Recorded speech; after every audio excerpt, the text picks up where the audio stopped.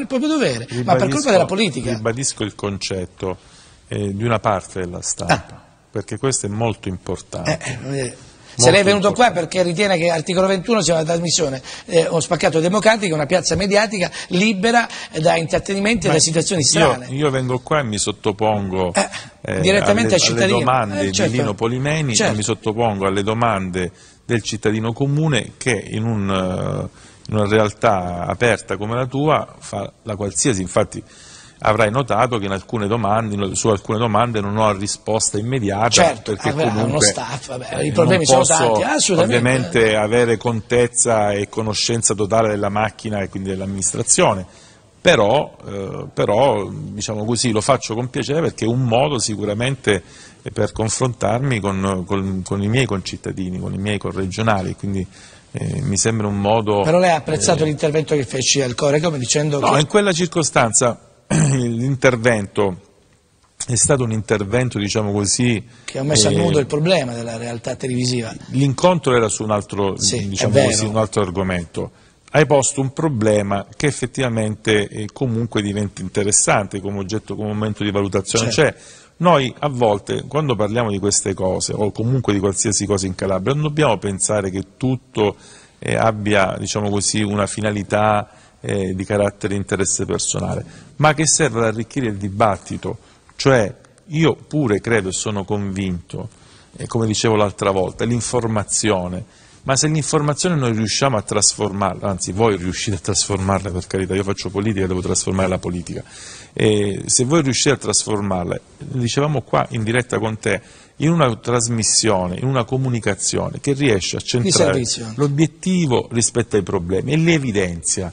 E io noto a volte l'accanimento di chi vuole evidenziare un problema, quasi che il problema che oggi esiste l'ho creato io. E questa è una falsità, perché il 99% dei problemi che oggi abbiamo in Calabria sono problemi atavici.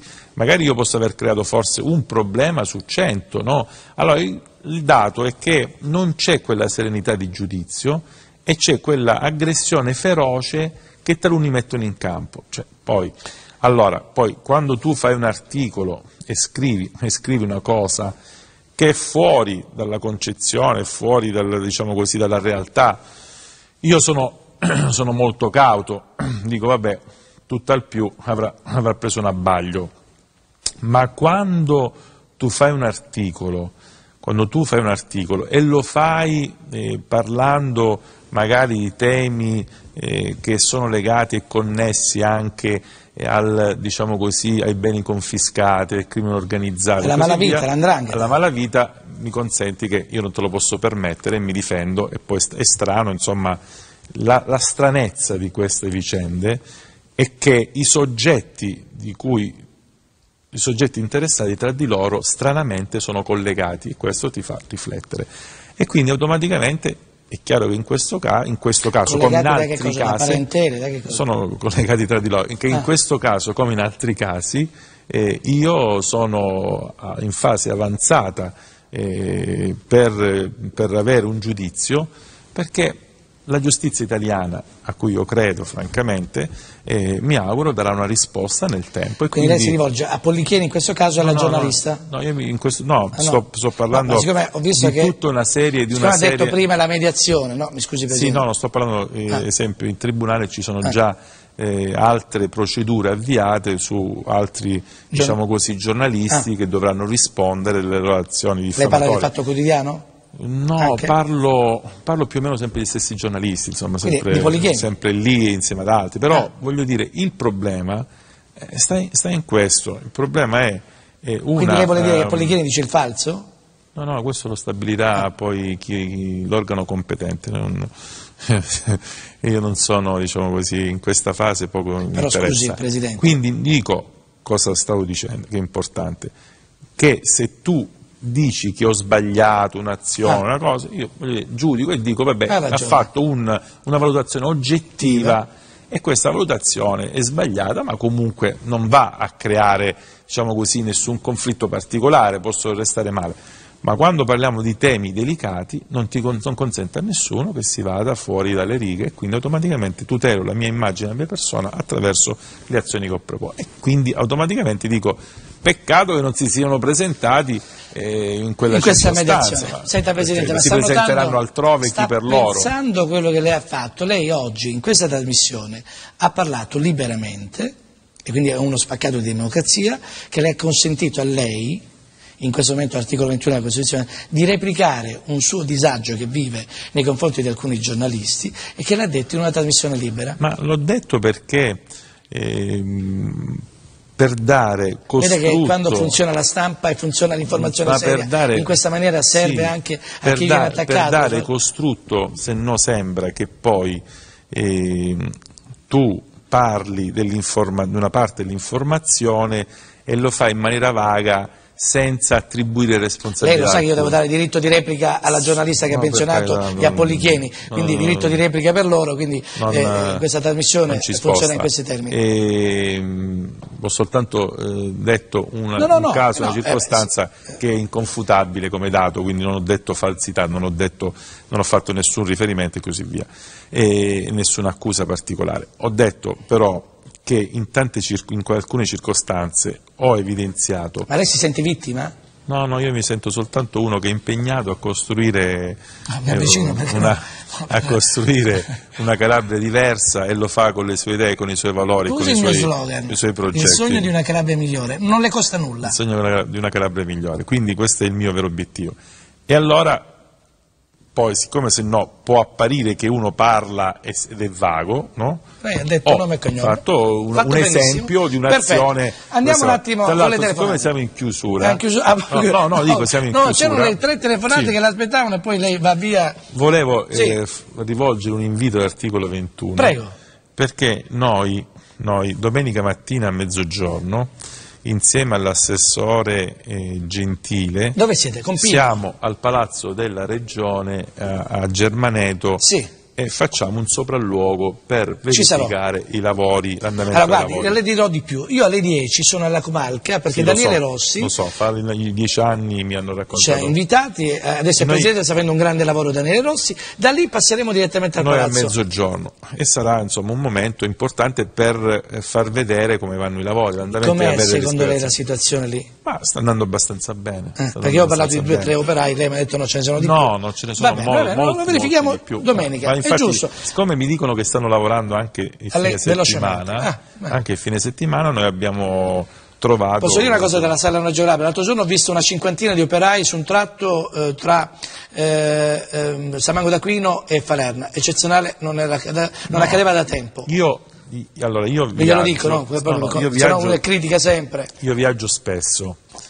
E io penso che il problema della Salerno-Reggio Calabria non è il problema degli ultimi anni, è il problema di quella procedura che è stata la legge obiettivo, che ha accelerato tutti gli iter e quindi ha dato fiato a questo tipo di realizzazioni.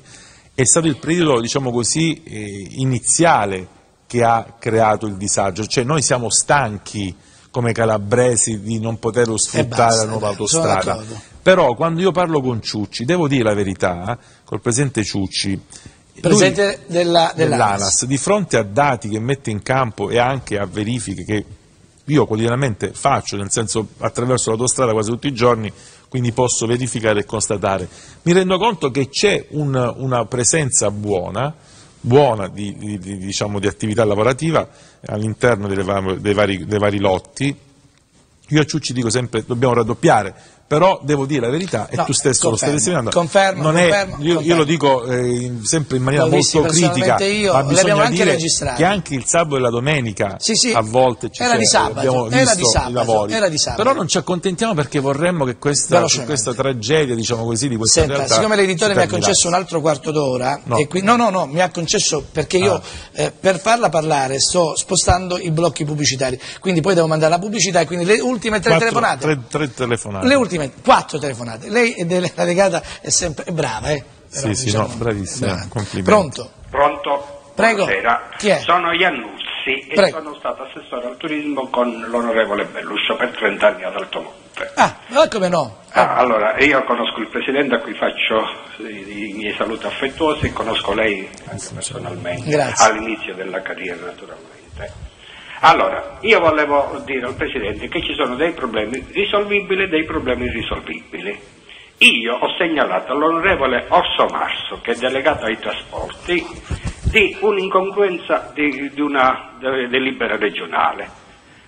C'è un pullman da Cosenza che rientra alle 10:30 ed è finanziato come corsa scolastica. Fu pullman che va deserto. Ho segnalato questa cosa per spostare il pullman dalle 10:30 all'1:30, certo, e a distanza di 5 mesi ancora non è stata fatta. Questa è una cosa semplicissima. Intanto i contributi della regione, il gestore del pullman se li prende e l'onorevole Orso Marso non fa niente. Grazie della informazione. Pronto un'altra, velocemente? Pronto? Catanzaro, pronto? Pronto? Pronto? Buonasera, prego. Buonasera, signor Polimeni. La domanda. Volevo fare una domanda al Presidente. Buonasera Presidente. Con lei purtroppo ci siamo conosciuti in un momento di grande dolore. Ah, prego, la domanda. Signor Presidente, io volevo dire una domanda, questo qua. La mala sanità che c'è su Catanzaro, in quanto per negligenza dell'ospedale pugliese, 4 o 5 anni fa ho perso un occhio. Non solo questo qua, che ho perso l'occhio sinistro completamente. L'anno scorso ho operato anche l'occhio destro, perché sforzando l'occhio destro mi hanno fatto la distacco retine anche all'occhio destro. Ticket? Ho preso Senta, scusi un attimo. Questa negligenza di mala sanità. Scusi un attimo, scusi. Lei si era prenotato per parlare di ticket, mi dice la No, di salute. Di salute in generale? Comunque, il problema, qual è il problema? Il problema è questo qua della mala sanità che c'è qui a Catanzaro. Sì. Un'altra cosa volevo chiedere al Presidente, sia a conoscenza che 2 anni fa ci sono stati dei concorsi all'Università Tommaso Campanella di 60 operatori sociosanitari. Sono entrati gente che sono andati fuori per comprare il diploma, tramite amicizie di politici sono entrate queste persone qua. Gente invece che ha fatto un corso regolare con l'ASL 1 anno, tirocinio nei vari ospedali, per non aver avuto amicizie sono stati scartati. Ok, grazie della domanda. Andiamo un'altra, pronto? Buongiorno a tutti, buongiorno Presidente. Buongiorno. Sarò breve, sono Maria d'Arende. Ho letto tempo fa di alcuni master universitari alla Bocconi e alla LUIS. Pensa che verranno riproposti? Grazie. Grazie a lei. L'ultima? Pronto? Prego, da dove chiama? Pronto? Sì, prego, da dove chiama? Da Cosenza. Prego, la domanda ultima è la sua. Diciamo. Prego. Sono Dante Munco, rappresentante legale di una struttura sanitaria abilitata all'assistenza agli anziani. Velocemente la domanda. Sì, velocemente, guardi, signor Presidente, vorrei attenzionarlo su un problema di cui sicuramente è a conoscenza.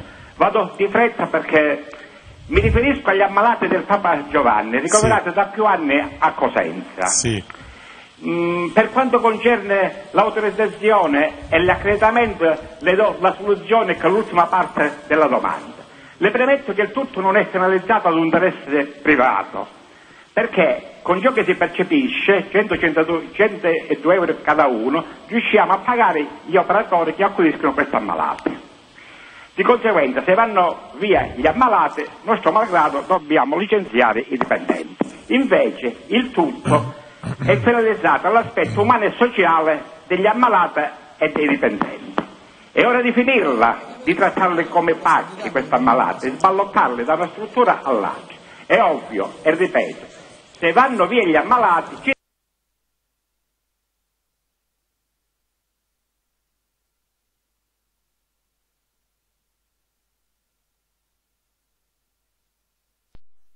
L'azione Campanella, ovviamente la mala sanità, poi ci sono alcuni casi che è inutile stare qui a ricordarlo, purtroppo ci sono alcuni casi in cui esistono difficoltà, poi vanno non si può colpire tutta la sanità per qualche ma caso, non esiste, anche perché su Catanzaro, devo dire la verità, c'è una sanità di qualità.